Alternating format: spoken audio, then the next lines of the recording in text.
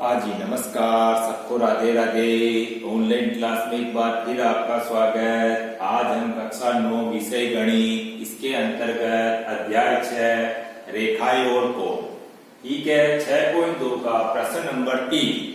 आकृति में यदि AB समांतर CD, EF लंब CD और कोण GED बराबर 126 डिग्री हो तो कोण AGE, कोण GEF और कोण FGE ज्ञात करो।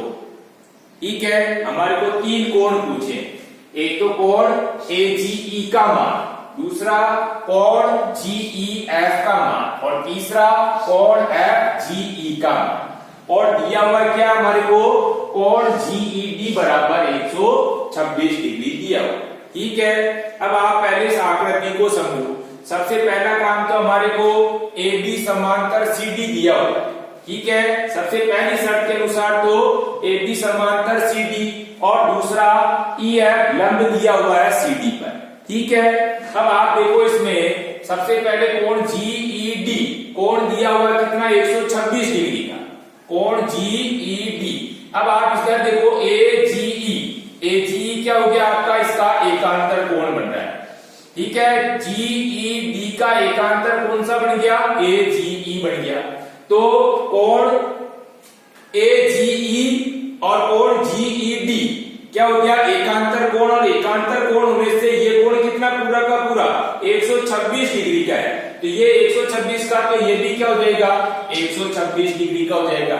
यानी कोण पहला आपके सामने कोण AGE है, AGE क्या हो जाएगा, AGE GED का एकांतर है, अतः ये कोण हो जाएगा 126 डिग्री का। ठीक है, दूसरा ये है कि आप देखो इसके अंदर कोण GED, ये पूरा कोण कितना दिया हुआ हमारे को, 126 डिग्री का। ठीक है, और दूसरा FED, ये FED क्या, 90 डिग्री। अगर हम 126 डिग्री में से 90 डिग्री की बाकी निकाल देते हैं तो हमारे पास में कोण कौन सा आ जाएगा, GEF बराबर आ जाएगा। यानी दूसरा कोण आपको जो दिया हुआ है GEF, ये आ जाएगा आपके। तो हम क्या करेंगे, 126 में से 90 डिग्री की बाकी निकाल देते हैं तो हमारे पास ये वाला कोण कितना आ जाता है, 36 डिग्री का आ जाता है। कितना आ जाता है, 36 डिग्री का। 126 में से किसकी बाकी निकाली, 90 डिग्री, तो ये वाला भाग आ गया। ठीक है, तो दूसरा कोण हो गया हमारे पास में GEF। उसके बाद तीसरा है कोण FGE, FGE। अभी आप FGE को देख रहे हैं तो ये एक रेखी कोण क्यों बन रहा है, ये वाली जो रेखा है इसके ऊपर एक कोण तो AGE आ रहा है और दूसरा FGE आ रहा है। AGE, अब AGE का मान कितना आ रहा है, 126 आ रहा है। तो हम क्या करते हैं, और दूसरी बार रेखी कोण युग्म है तो इन दोनों कोणों का योग कितना होता है, 180 डिग्री होता है। तो 180 में से हम क्या करेंगे, 126 की बाकी निकाल देते हैं तो हमारे पास में कोण FGE का मान आ जाता है। तीसरा हमारे को ये पूछा है, तो आपके पास में FGE का मान कितना हो जाएगा, 180 में से 126 की बाकी निकालते हैं तो ये वाला कोण आ जाता है 54 डिग्री का। ठीक है, इस तरह से हमारे पास में तीनों कोण ज्ञात हो। ठीक है, अब आप देखो यहाँ पर सबसे पहले चूंकि AB समांतर CD और EF लंब है किसके ऊपर, CD पर, ये चीज हमारे को दी हुई है। जैसे हमने सबसे पहले कोण GEF बराबर, अब कोण GEF, तो हम कोण GEF अगर याद करते हैं तो हम क्या करेंगे, कोण GED में से कोण FED को घटा देंगे। देखो कोण GED में से हम किसको घटा रहे हैं, माइनस कर रहे हैं कोण FED को।